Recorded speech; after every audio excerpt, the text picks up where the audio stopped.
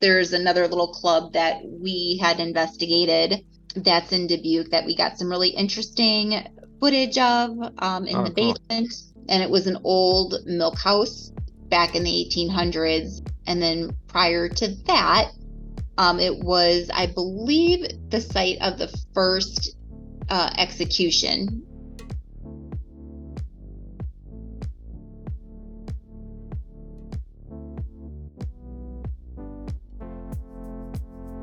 Well, it's your boy Dustin from the Flying Chariots, the Rise podcast.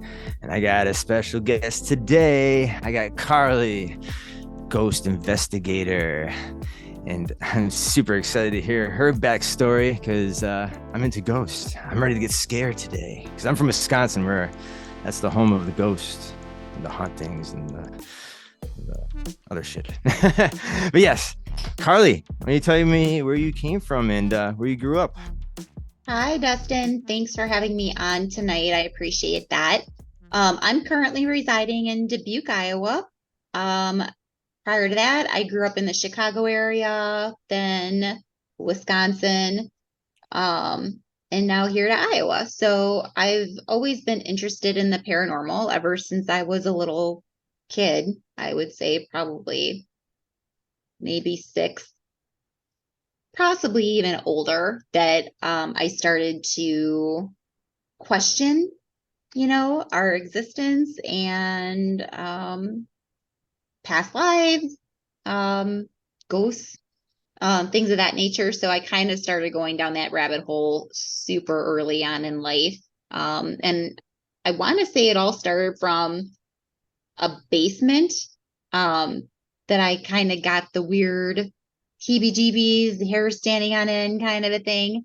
So it started from there and then just kind of evolved from, something I'm super interested in knowing more about to going on my first investigation, and then doing some group investigations. So that's how I got started. That's awesome. So tell me about your first investigation. What like got you like saying, "All right, this is it. I'm gonna go out into the field and check it out for myself." Which Yeah. one was the first one? So my first investigation, I went with my ex-husband and a couple of friends. That was in 2010 that I went there, and um, Waverly Hills was the first, and it was really great because that was like dipping my toe into the pond, Hmm. and mind you, we had minimal equipment. We had our camera, we had our K2 meter, we had a voice recorder. That's all we had. I didn't have any fancy REM pods. I didn't have, any very like expensive equipment. But going there, quite honestly, while it was epic because it was such a huge amount to explore, Hmm. I didn't really get anything the first time. Sure. I didn't get anything the first time. I left feeling not thrilled, but like looking forward to the next one to see if I can get anything more tangible. But it was just kind of a cool thing to experience with a small group. We were the last one standing at Waverly, 5:30 in the morning. We're just walking around, all the pretty much everyone was gone. So being able to experience that um just for us was really cool. And then it just made me look forward to wanting to do more. So that was my first investigation. My second official investigation was the Villisca Axe Murder House Oh, in Villisca, Iowa. yeah. I heard about this place. Yeah, it was pretty wicked. That was in 2012, and I went over my birthday. And this trip was something that, was almost life changing for me. Mm. And I look back on that trip and I'm just like, number one, I had for sure either I brought something back with me Mm. or I had a little guardian angel on my shoulder. Mm. So I heard it about the hitchhikers that like if you go to these haunted places that they attach themselves to you and you can bring these things home with you, like a little parasite. Thing, something came home with me. I don't know what. But when we were doing things with Feliska, um, you know, as the night had progressed, my um my video recorder or my audio recorder, like it had a lock on it and you have to like swipe it right and then actually unlock it.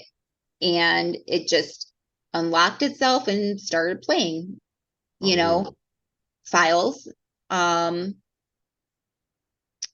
that's there eerie. was, yeah, I mean, that's scary, but just, you don't really think of it at the time. It's more or less like once you kind of wrap it up and start going over things and start looking at the order in which things happened,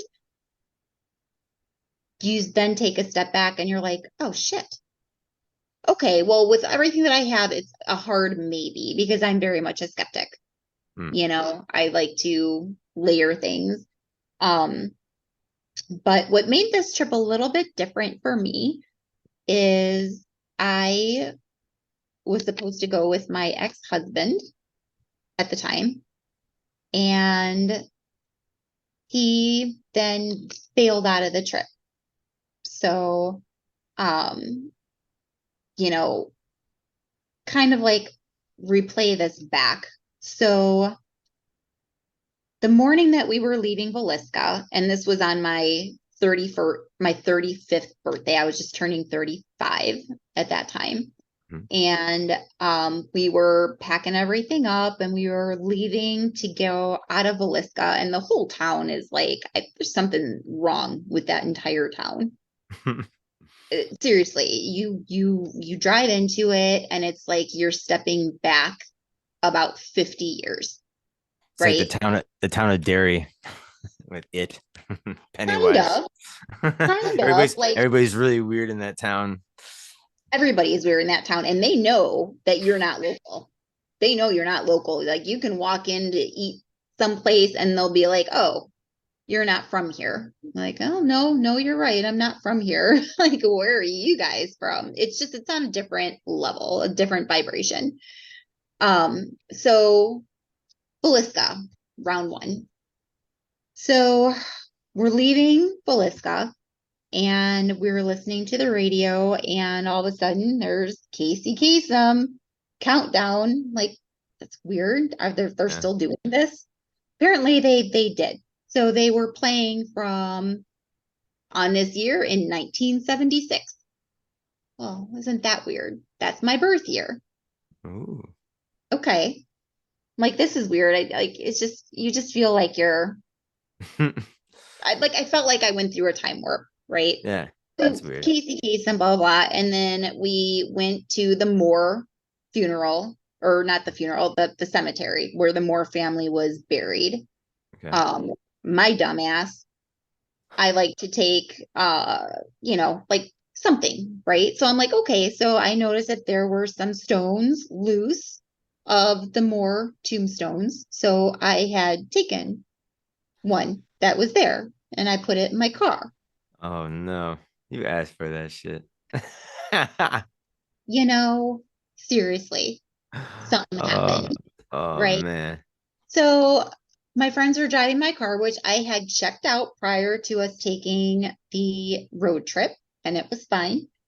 We were in Princeton, Illinois, and I had my K2, and I was just for the heck of it. Now I'm probably going like 30 hours, about 30 hours on no sleep, right? Jeez. So I'm just playing with my K2 and I was like in the back seat and it would go red over the stones and then it would stop and then I would just check the rest of the car. Okay, is Like, nah, nothing. Go back to the stones. Red. Okay. I didn't think anything of it. Like all of these things, I didn't think anything of it until the next day, right? So then my car breaks down on the side of the road, dead in Princeton, Illinois. It's like, I don't know, 6 hours away from home. So the two friends driving, they got picked up. My dad at the time and my didn't realize it then, but my soon to be ex-husband are like, well, why don't you get a hotel? We will come out tomorrow morning and we will come look at the car and see, what's wrong with it. They're car guys, right? They fix anything. Fine. So I checked into the hotel, first room, TV didn't work, blah, blah. Like, all right, I need to move rooms. They switched me to another room. Something else was wrong, da da da. My sister called me and she's like, we're going to come get you tonight.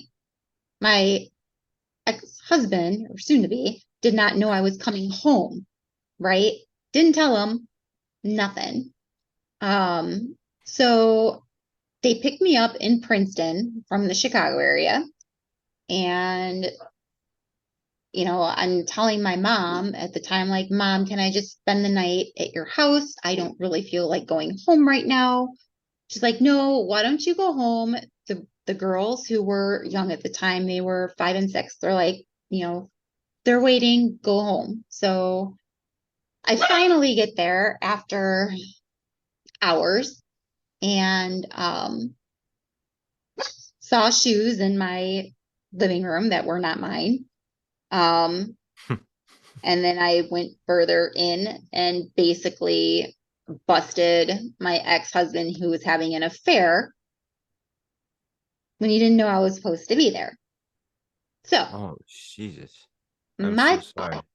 no, don't be, because whatever led me there, right? Mm, sure.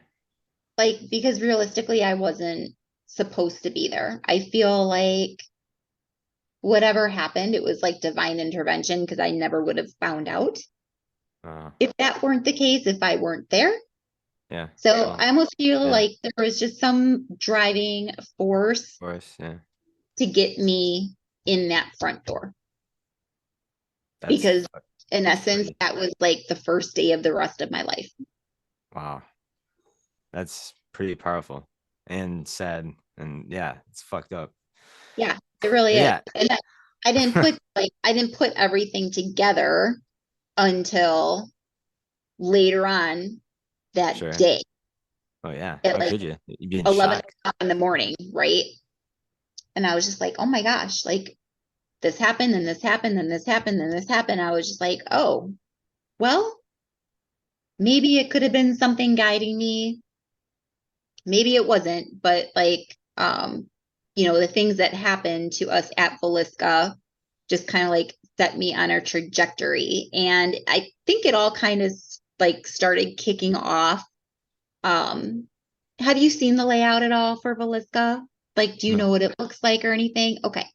So there is the main house, and then there is right off to the side, like a safe house, right? So it's got your flushable toilets, it has your lights, I guess.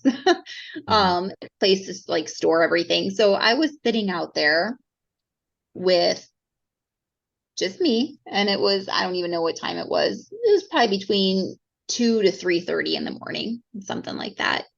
And I was sitting out in the safe house, and um all of a sudden I heard in the back of me like a tapping, like tap, tap, tap, because there's a window right Hmm. to the back of me. So I heard like this tapping. And when I heard the tapping, I kind of looked towards where it was coming from. And then the roof on top of like the safe house, it's like a tin, like a metal roof. And after I heard the tapping, it sounded like somebody just took a whole barrel of like rocks or something and just started like pouring it over the roof. It was just Whoa. like just this. Whoa. And when I was hearing that, I was looking out in the perimeter. Granted, it was dark. It was mid-June. Um, there was no heat coming anywhere. But do you know when you are looking at a grill and it's heat and you're cooking something Yep. and you look through the grill and you see like Yep. the distortion?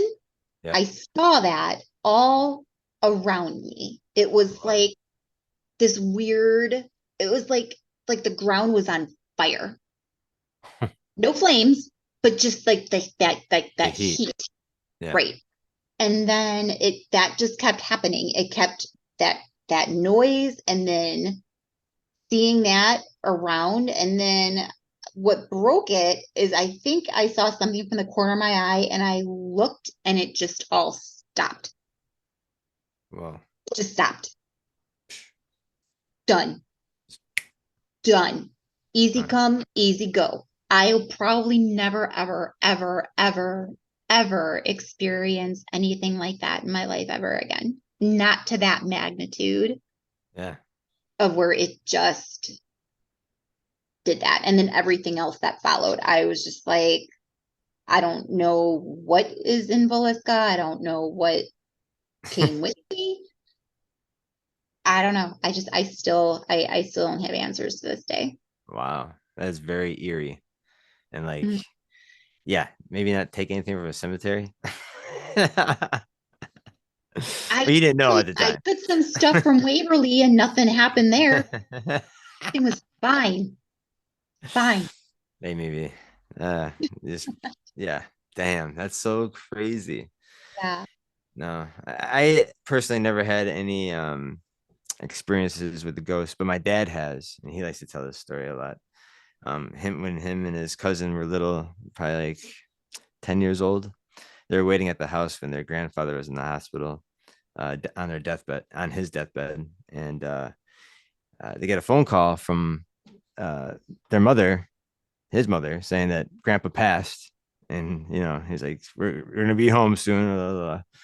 And after hanging up the phone, him and his cousin hear their grandfather in the workshop that he had down in the basement just hammering and sawing and doing other projects enough where these two ran into like another room crying and holding each other and shit. Like, grandpa's here, fucking like, again, I heard like some ghosts have to like come to finish something before they leave or do something that they were working on or something that was uh, I don't know. When I tell that story, I've heard mixed stories of why they like to return to what their old hobbies were. Or maybe he was continue doing what he was doing. Maybe he never left. Maybe he Yeah. was I very mean, who quiet knows? ever since then. You know? Who knows? Yeah. So that's my only link to ghost stories. And then here in Madison too, we have a haunted bar that gets investigated by ghost hunters and or ghost enthusiasts. It's called the Ohio Bar at for Atwood.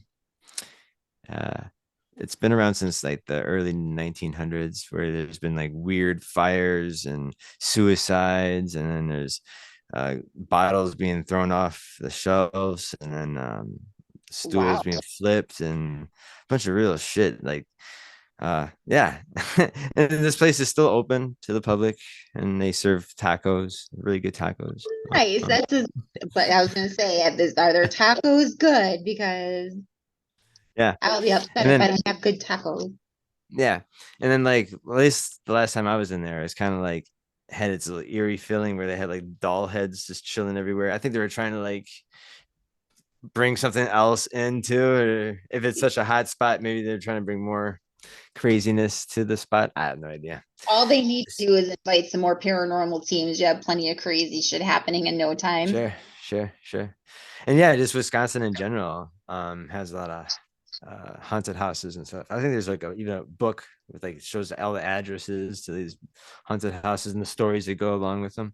You said you spent some time here in Wisconsin. Where were you exactly spending some time? In spending some time in Wisconsin. So we visited Shakers a couple times in Milwaukee. Oh, cool. Bob Weiss has been really nice at, like letting us do parties and stuff there. And like his tours are a lot of fun. I'm trying to think. Walkie, I think Shakers was really the only thing I did. Oh, there was another house that I did. Where was it? It was a spot that really does not have a whole lot of flow through there. Okay, like I attention. remember that house. Yeah. It was like Indian reservation. Ooh, okay. There you go. Um, Can't fuck with the Indian reservation shit. Or Seriously. Yeah, or I know. the mounds. Uh-uh. Yeah. Yeah, You're gonna bring definitely there bring were something mountains. back with you.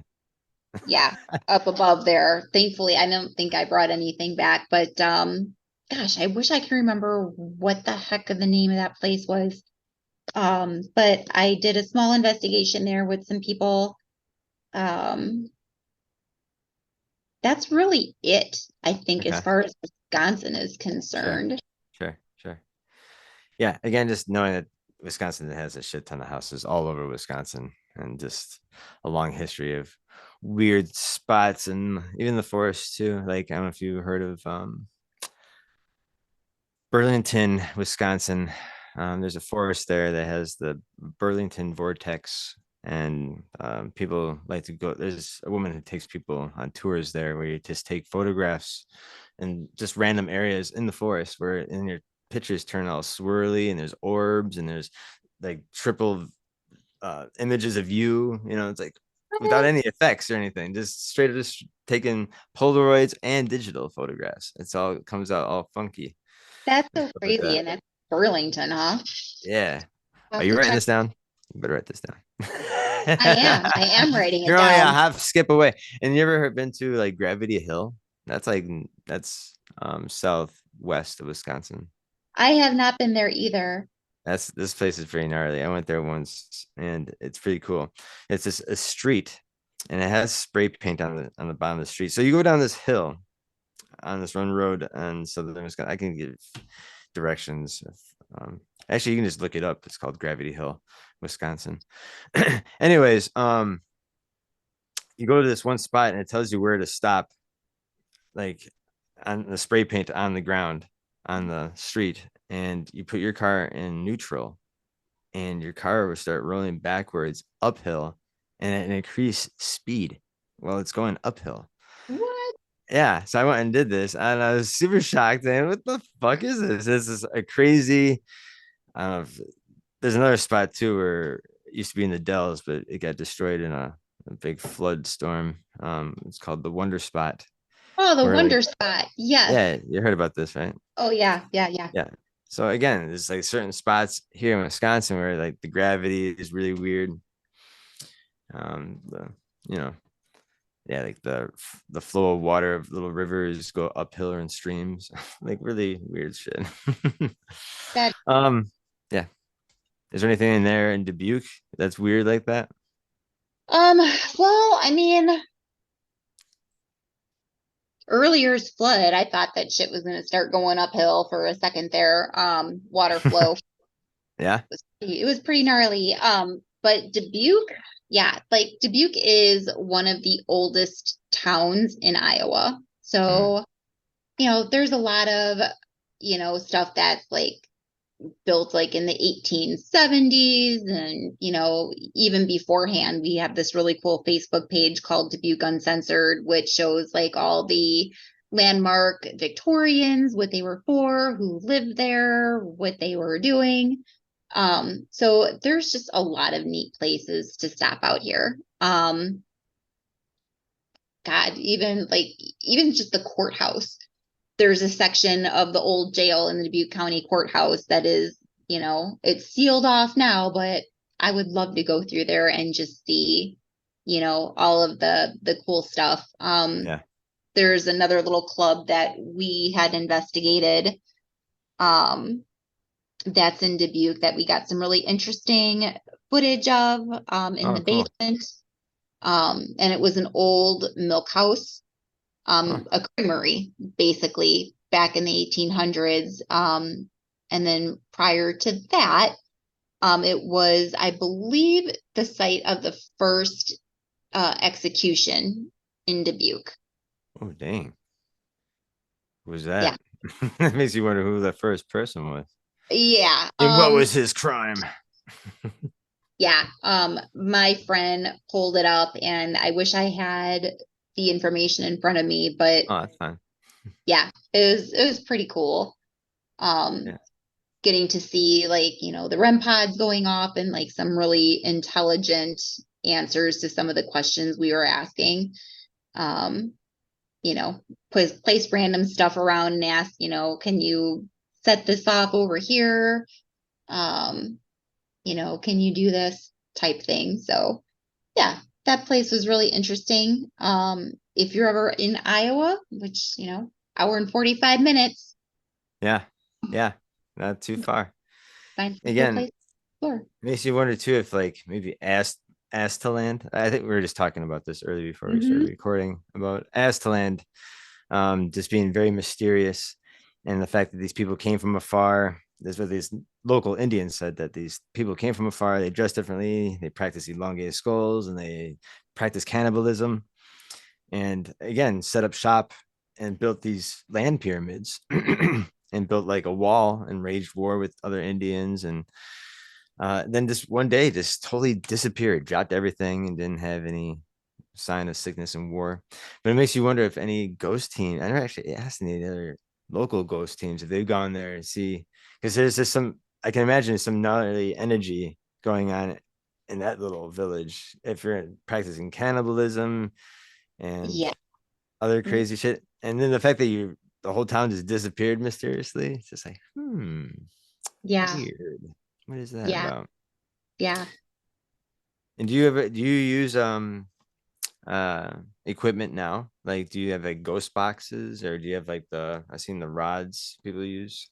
Yeah, no, I'm not a fan of the rods. Sure. So my girlfriend who does a lot of she used to be part of a team and she's no longer um with them, but she has got so much equipment. So when I would do trips, she would supply a good majority and I would offer to buy replacement batteries, which I think is only fair. Sure. Sure. Since they go out a lot. But yeah, I still have some very basic equipment.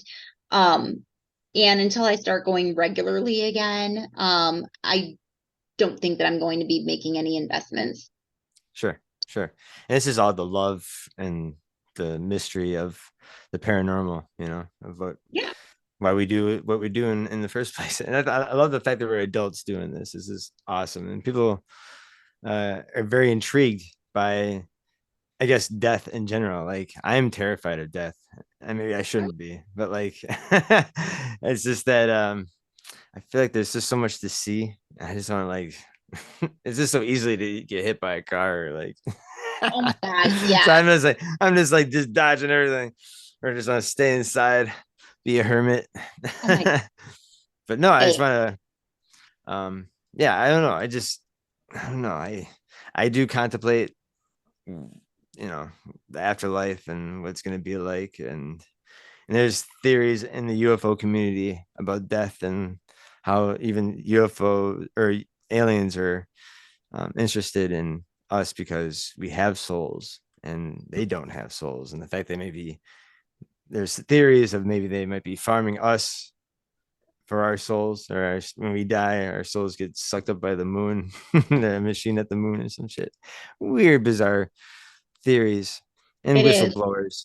But again, just the fact that ETs being interested in souls and reincarnation, maybe, and I don't know, just it's a weird theory, and it's a fun thing to think about.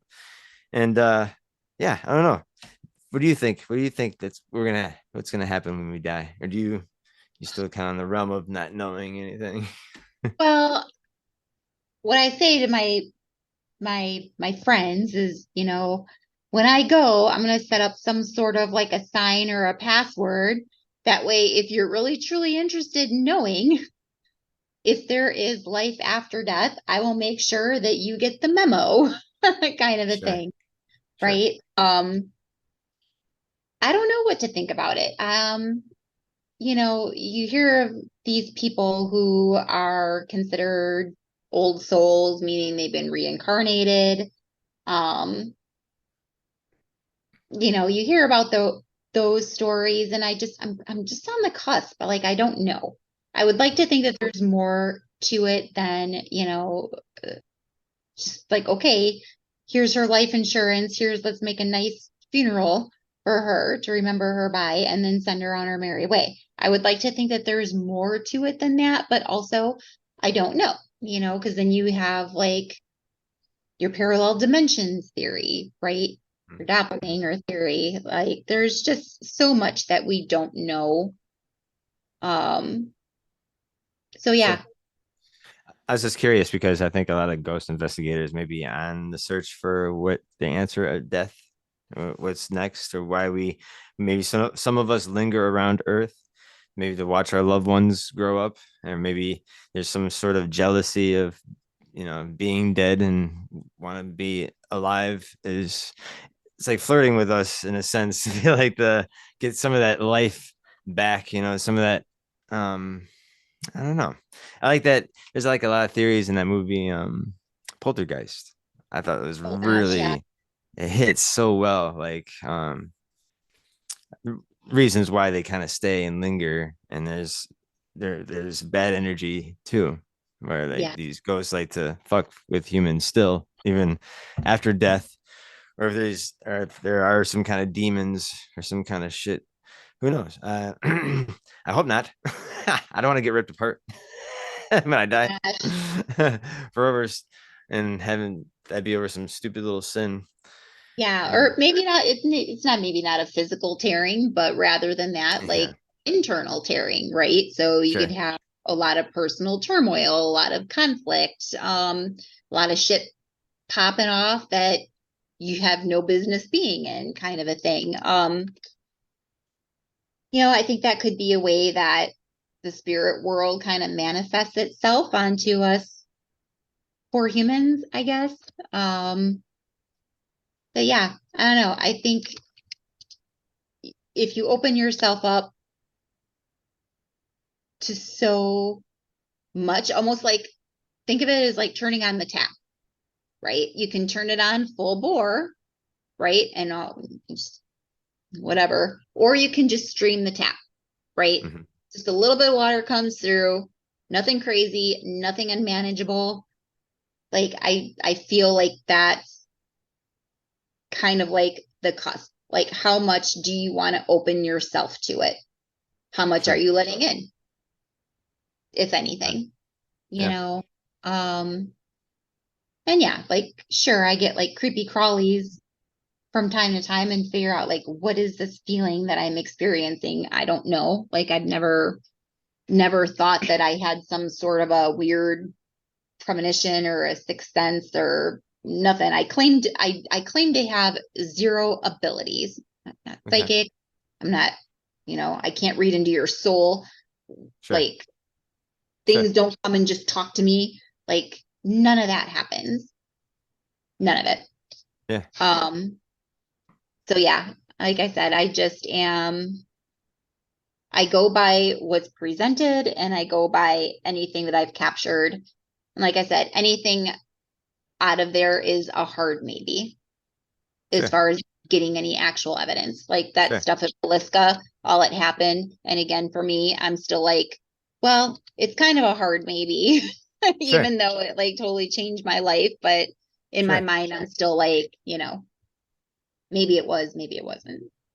The fact that the subject sparks your curiosity enough to like you want to go out in the field and look for yourself, and you're just coming with a little skeptical eye to it a little bit, Mhm. like, okay, well, prove to me hardcore that you're here. You know what I'm saying? Like, I'm Yeah. here to listen. That's cool. I totally respect the people who just get off their ass and go to these places, because there's people who just do this shit behind the computer and just do research and have their own opinions and have maybe their falsy claims. And it is a cesspool within the paranormal field. My colleague has expressed it multiple times. That's why she's kind of stepping back a little bit and doing more with the podcasting and doing other independent stuff too. And it just sucks that it's such. Why couldn't we just be more positive with each other, or not have this clunking of heads of ideas? And Yeah. like, who's got the better evidence? Your evidence sucks, and like what you view as evidence is not evidence. Or it's like, well, fuck you, man. Like, again, we're all doing it for the love and the curiosity of where the fuck are we going after we die. You know what I'm saying? Or do we linger around just to fuck with the living? You know what I'm saying? Like, seriously, I'd be, if that's the case, I'll pull myself to be some Beetlejuice. I'm coming I was back. gonna say, sign me up. I think that would be the best job ever, Yeah, to be a ghost to be a ghost and just and fuck with. just fuck her. Yeah, just fuck around. Just, why not? And I feel Because like I feel aliens, and I feel like, again, with a lot of the agendas with aliens, I feel like have the same. See, if I was this ET and I went to a different planet and got like a godlike status right away, and I was like, if I got the status right away, maybe I'm gonna make this one guy over here special. I'm gonna just whisper a bunch of shit in his ear, and when I leave, he's gonna be the one that's gonna be the cult leader. You know what I'm saying? Like, hey, and it has all these people following him. Again, I just because I can, and it's just fun.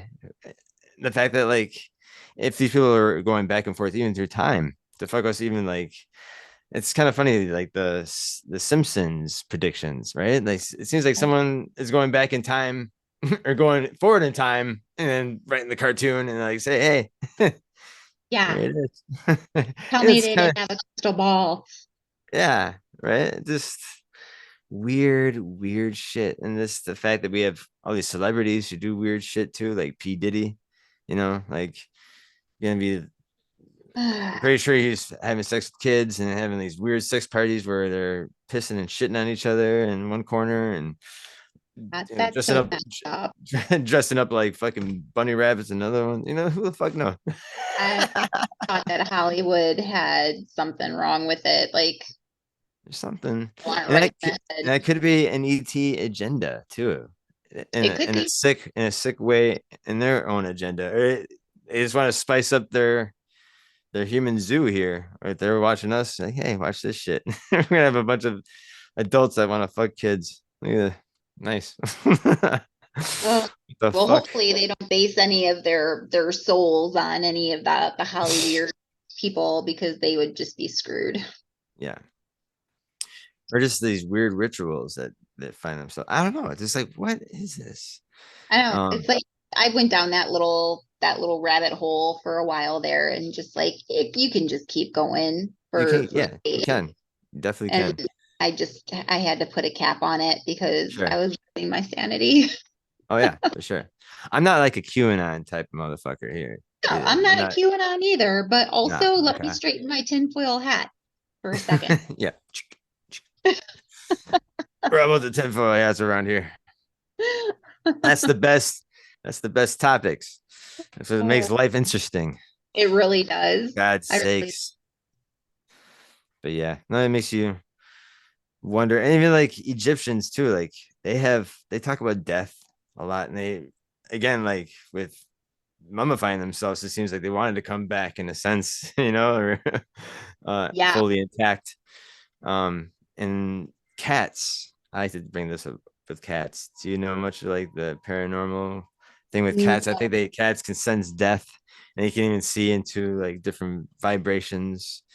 That's why you see some cats kind of staring off to nothing, and um, even, yeah, Egyptians worship cats. It makes you wonder why they were so important. You to the know. cat. Yeah. Yeah. Like my dogs have done that. Um, Mhm. but also I just think that they're just whatever, stupid dogs that'll bark at the wind. Yeah. Um, The cats but even have their eyes too. It's rare in the animal kingdom to have slit eyes. Like their ancestors, like the lions and tigers and other big cats, all have just the pupils like us, round pupils. oh, I guess I You never know? thought about that. Yeah, seriously. And then like they hiss like a fucking snake too, don't they? Yeah, They're and not like seriously. right. Well, from coming from like a domestic cat to from where its ancestors allegedly came from, it was just such a big leap of only reptiles only have the slit eyes. Again, what's if there was a hybridization going on with all this mixed breeding of different creatures? Because that's we're Japan uh just passed a law about doing this human animal hybrid nation, like Island of Dr. Moreau type shit. Really fucked up shit. Oh, My I can only God. imagine what monsters are gonna be coming out of that motherfucker. But anyways, yeah. Oh, Yeah, why wouldn't aliens do the same thing? Because Egyptians kind of talk about mixed creatures with like heads of dogs or heads of cats or yeah. birds, and other cultures have the same shit. Like India has the same shit with like blue blue human beings too, with blue skin and animal gods, Yeah. um and then coming down with flying vehicles called Vimana. It's endless stories. It's like makes you wonder That what is, the fuck yeah, is that going is on. crazy. Like, like Jetsons flying vehicles. Yeah, like they're called Vimana. So the ancient Indians believed that these gods, or actually the eyewitness physically witnessed these gods coming in these vehicles. They go to point A to point B, and actually they built their temples called stupas or vimanas um, out of the shape of these flying vehicles. So again, like it's the start of this cargo cult. And if you don't know what cargo cults are, I can give you a little brief note. Yeah. I like to bring that little Educate aspect. me a little Sure. bit on this. Yeah. So, cargo cults, there's 150 cargo cults that still exist today. And it mainly started during World War II when we were fighting the Japanese in the Pacific. We were going to island, and some of those islands were inhabited by indigenous people that never seen an airplane before. And then they thought that their ancestors or the gods brought these planes for them, but they noticed that these white men were coming out of these things and like they didn't need to hunt for food, and that they thought that was just magic,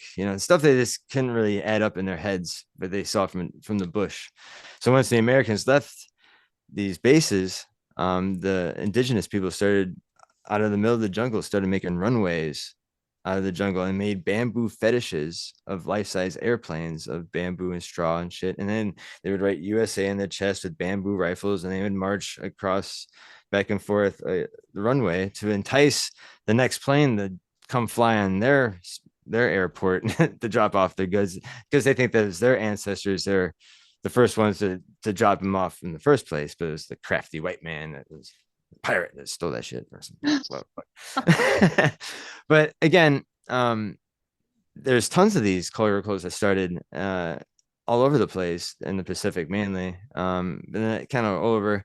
And there's even ancient cargo cults, like I kind of mentioned with India, like with their temples, and then there's another one in Brazil. There's a they still practice this cargo cult. This is stemmed from ancient times where they were drinking out of the same water hole as animals.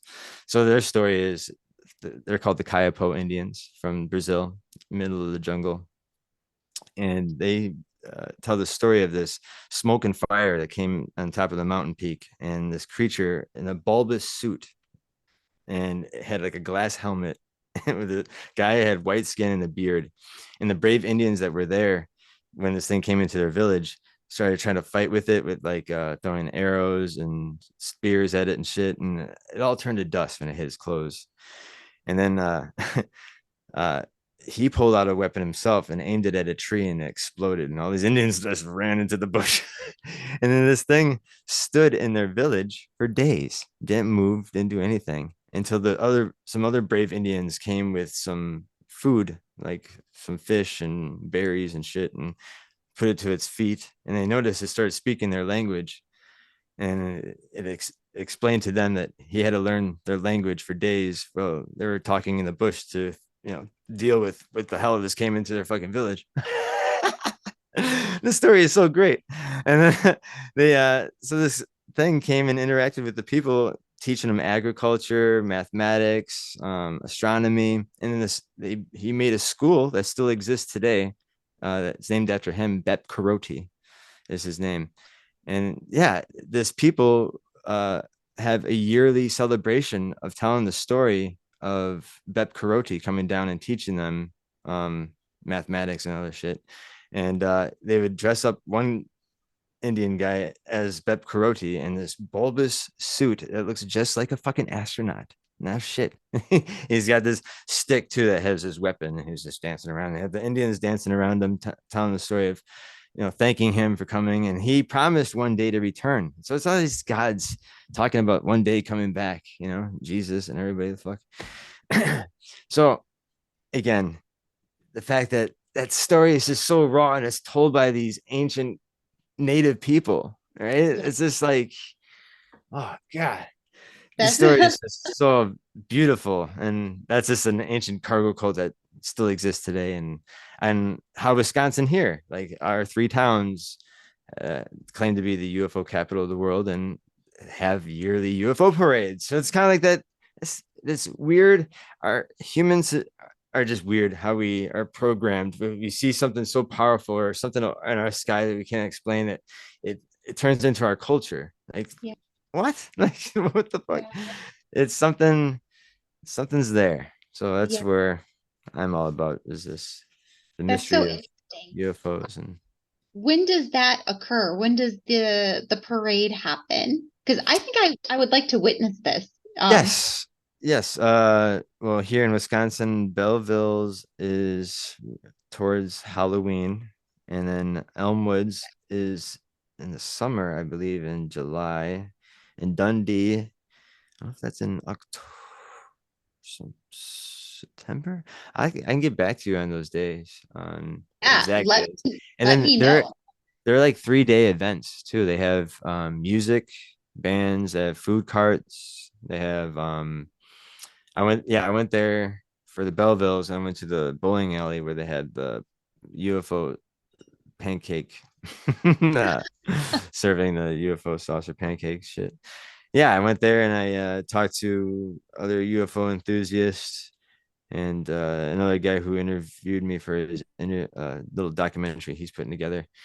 Um, yeah, again, you just meet other really cool people who are really real enthusiastic about the UFOs over their town. So it's just very, very cool. And it's the fact that like going to all these different towns, it's a nice little trip to go, take a little road trip, especially this Yeah, summer. My God, yeah, let me get back to you on Elmwoods. I think it is this yeah, summer. do that because I travel a bit through Milwaukee still, so I'm would be really interested to Yeah. check out some of these places. Um, so the one place you said was, all right, where are my notes? I don't know where all my notes are. I Good can Lord. name it really quick. Elmwood, Wisconsin, and Belleville and Dundee. And then yeah, Dundee is really like a real big hot spot here in Wisconsin because there is Dundee Mountain where there's UFOs who've been hovering and land.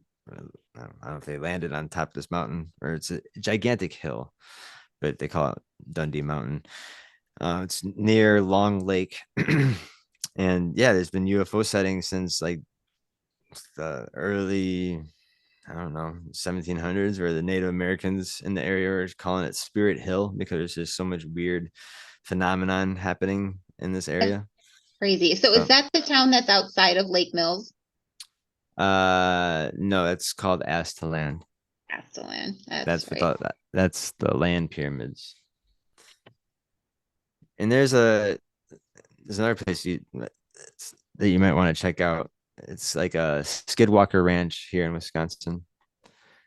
Let me Oh, get to the really? pictures. Yeah, this guy claim his name is Bob, and he claims that UFOs have been landing and hovering over his property for years, and he was uh, so blown away by the experience, he built a gigantic spaceport Oh. I to was gonna entice. say, did he build a giant "Get off my lawn" sign?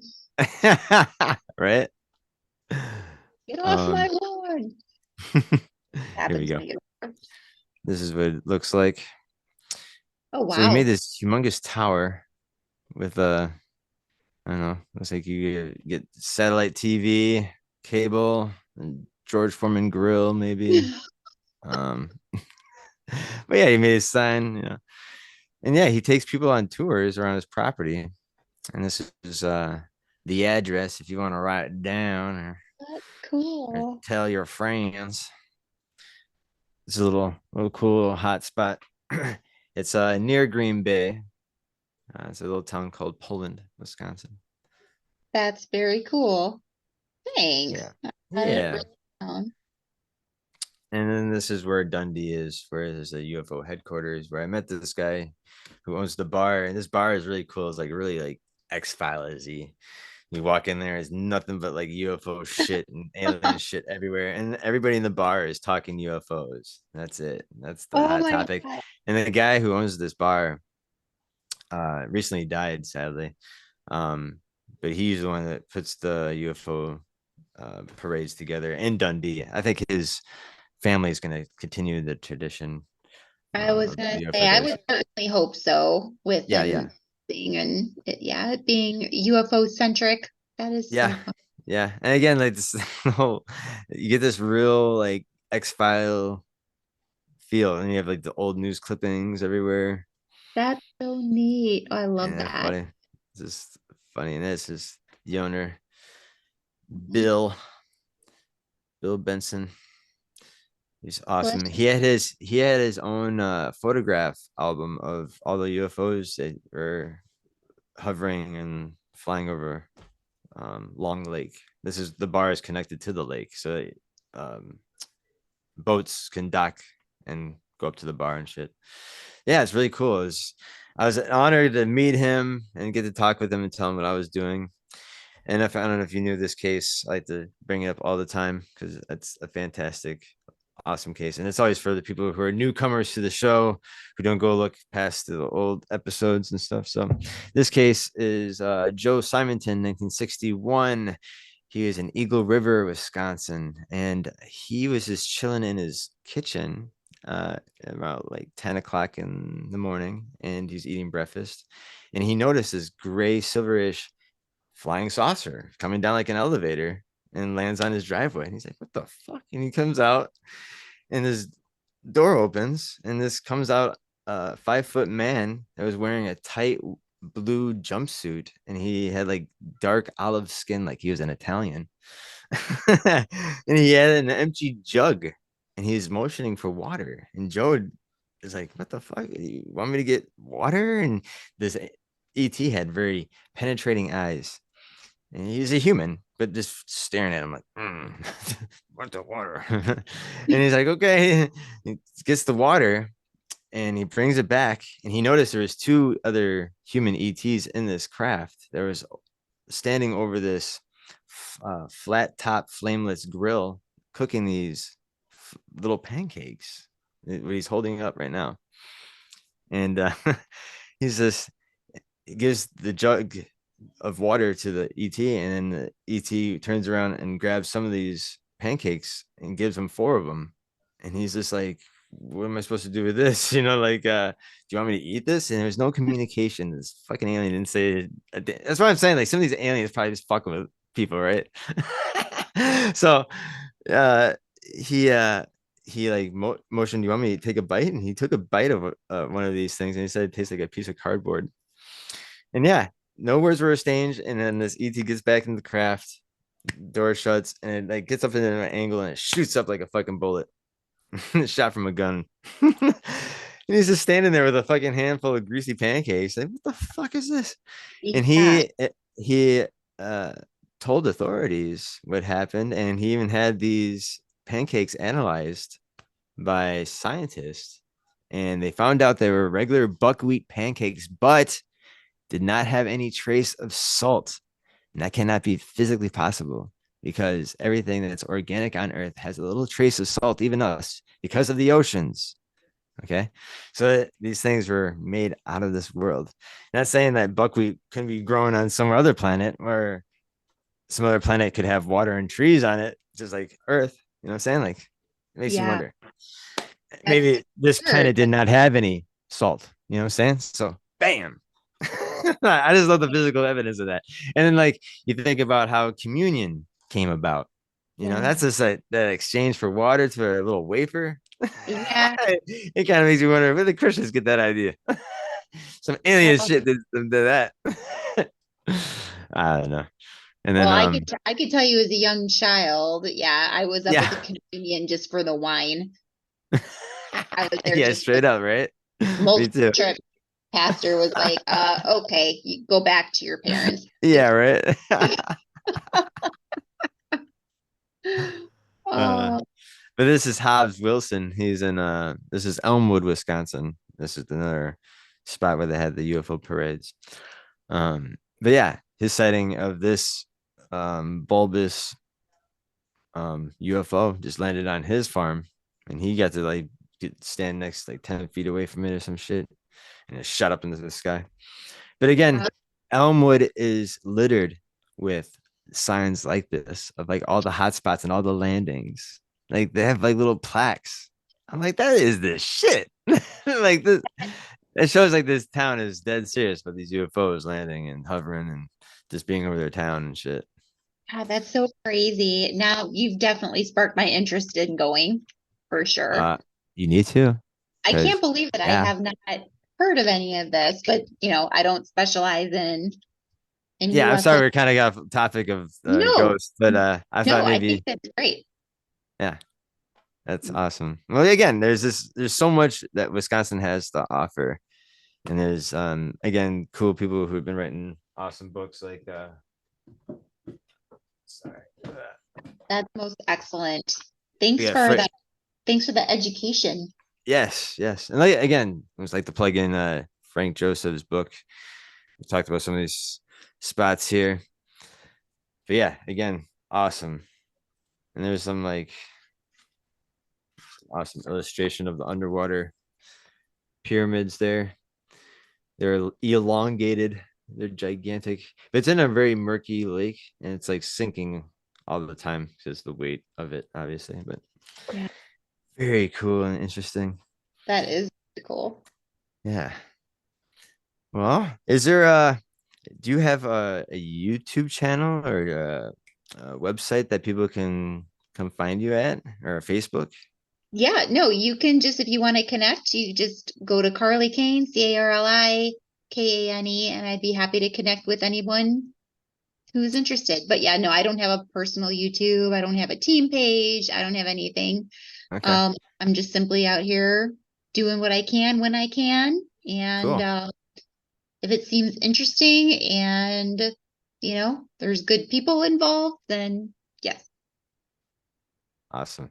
Yeah, again, definitely have you back on with us when we have other people or just in general have you back. And if anybody else wants to maybe do you do investigations, if people like want to have you come, if you're say people in Dubuque want you to come to their house and check out maybe some disturbances, or do you do that, or do you just kind of Oh, like want to just go yeah, and do your absolutely. Yeah, okay, I would be happy to come out. Yeah, I would, probably enlist the help of some friends. sure, Uh, but yeah, of course, yeah, I'm always happy to investigate things when I can. cool. I guess I meant to ask you too, do you have a team, and do you have friends that you go out? I have friends who are on a team, but I am not on a team. Sure, I've had the team experience, and that didn't last long. I was not a sure, fan of that environment. sure. I like just being independent. I think that's the best way to go.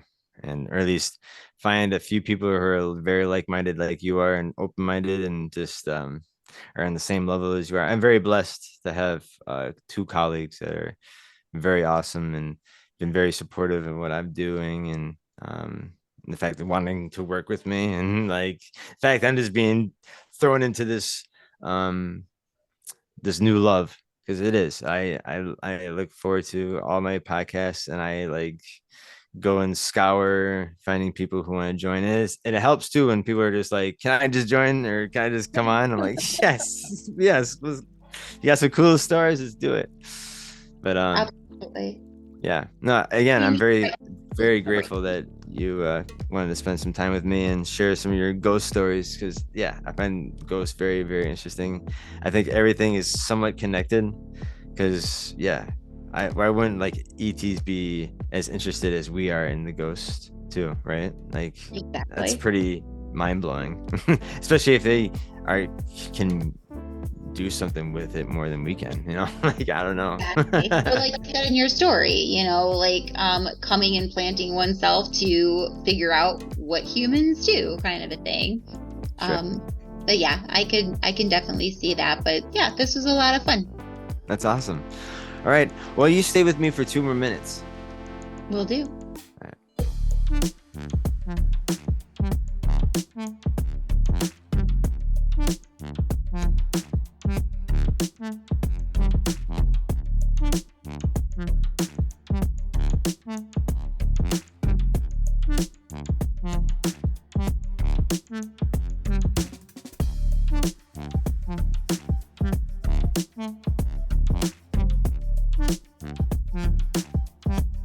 right.